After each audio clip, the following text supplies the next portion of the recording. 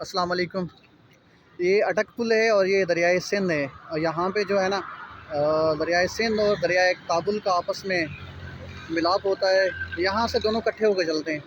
आपको मैं वो पॉइंट दिखाता हूँ जहाँ से ये अलग ला रहे हैं।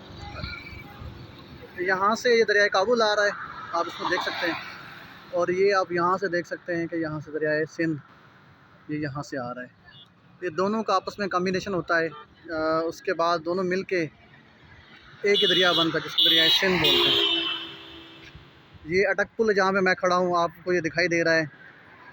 ये अटक पुल है। ये आगे सामने आपको केपी नज़र आ रहा है, केपी के इससे पीछे आप जैसे यहाँ जाएंगे तो ये दरिया यहाँ पे पंजाब शुरू हो जाता है। ये पंजाब की हदूद इससे आगे यहाँ से शुरू हो जाती है। और यहाँ जब आप आएंगे तो यहाँ से केपी के हदूद यहाँ से आगाज़ हो रहा है।